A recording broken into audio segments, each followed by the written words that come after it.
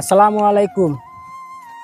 আমার রহমত আলী ইউটিউবের দর্শক ভাই বোনেরা, আপনারা কেমন আছেন? আশা করি আল্লাহর রহমতে আপনারা ভালো আছেন। তো আপনাদের দোয়ায় আমিও ভালো আছি। তো রহমত আলী ইউটিউবে প্রতিদিন আপনাদেরকে কিছু ভিডিও দেওয়ার চেষ্টা করি। তো সেই নিয়ম অনুযায়ী আজকে চলে আসলাম আমাদের পার্শ্ববর্তী গ্রাম ভাদুরিয়াতে।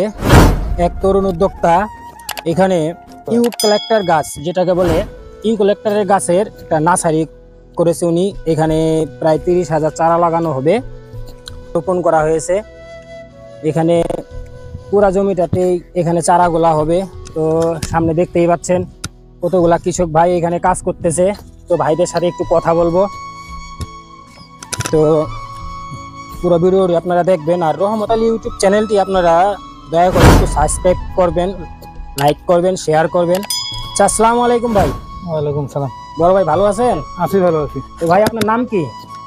মোহাম্মদ শফিকুল ইসলাম। মোহাম্মদ শফিকুল ইসলাম। শফিকুল ভাই, তো আপনারা যে চারাগুলো রোপণ করতেছেন, এটা কি আপনারা হাজিরা কাজ করতেছেন না কন্ট্রাক্টে? কোনটার আগে কত করে কন্ট্রাক্ট? এলে 1000 চারা গাড়লে 350 টাকা করে পাওয়া যাবে। 1000 চারা 350 টাকা। তার মানে এখানে 30,000 চারা আপনারা রোপণ করবেন।